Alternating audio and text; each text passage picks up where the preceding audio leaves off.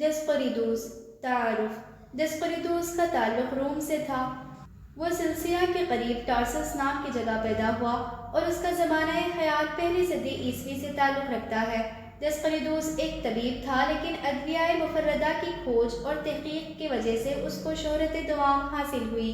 یہ پہلا شخص ہے کہ جس نے مفرد دواؤں کو تلاش کر کے ان کی شناخت کی، ان کے افعال و خواص پر روشنی ڈالی اور پھر تمام معلومات کو ایک کتاب کی شکل میں یکجا کر دیا۔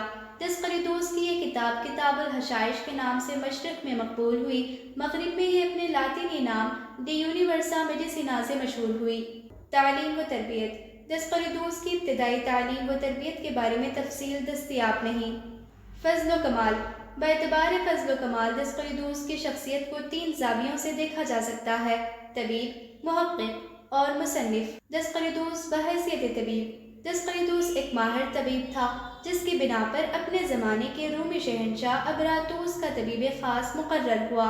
وہ طبیب کی حیثیت سے فوجی لشکروں کے ہمراہ جنگی مہم پر بھی جاتا تھا، جہاں بیمار اور زخمی فوجیوں کے لیے طبیب اور جراح کے فرائض انجام دیتا۔ دسقریدوس بحیثیت محقق ادویہ مفردہ کی کھوج اور تحقیق کی بنا پر دسقریدوس کو امام الادویہ کہا جاتا ہے۔ خاص طور سے نباتی ادویہ کی شکل و شباہت اور ان کے افعال و خواص کا پتہ لگانے میں اس کو علم الادویہ کا موجد کہا جا سکتا ہے۔ دسقریدوس نے سب سے پہلے افیون کے مسکن اور دافع سعال ہونے کا انکشاف کیا تھا۔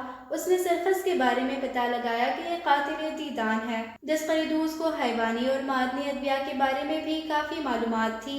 اس نے جانوروں کے زہر اور ان کے تریاق پر غیر معمولی تحقیق کی تھی، جس کو اس نے ایک علیحدہ کتاب کی صورت میں قلم بند کیا۔ دسقریدوس بحیثیت مصنف دسقریدوس نے یہ کام بہت اچھا کیا کہ اس نے مختلف مقامات جیسے پہاڑوں، جنگلوں وغیرہ میں جا کر جن دواؤں کی دریافت اور شناخت کی تھی، ان کو وہ ساتھ ہی ساتھ تحریر بھی کرتا گیا۔ یہی نہیں، بذریعہ مصور بعض پیڑ پودوں اور جانوروں کی تصاویر بھی بنائی تاکہ دوا کی شناخت ضائع نہ ہو۔ یہ تمام خدمات اس کی کتاب کتاب الحشائش میں محفوظ ہیں۔ اگر دسقریدوس یہ کارنامہ انجام نہ دیتا تو علم طب کا بہت بڑا نقصان ہوتا۔ دسقریدوس کی تصنیف کردہ 3 کتابوں کا ذکر ملتا ہے، وہ ہے کتاب الحشائش، کتاب السموم اور کتاب فی الحیوان ذات السموم۔ کتاب الحشائش یہ دسقریدوس کی معرکۃ الآراء تصنیف ہے۔ خاص طور سے علم الادویہ کے تعلق سے نادر دستاویز اور ماخذ اول کی حیثیت رکھتی ہے۔